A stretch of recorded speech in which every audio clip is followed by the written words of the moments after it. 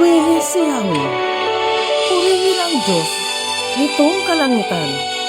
Kayo sa itaas, siya'y pupurihan. Ang lahat ng anghel, magpurit magdiwang, kasama ang hukbo ng kalangitan. Ang araw at buwan, siya ay purihin.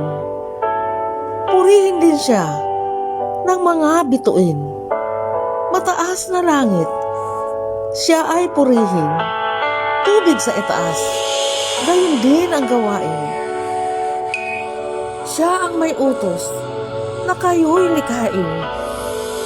Kaya ang ngalan ni Yahweh ay dapat purihin.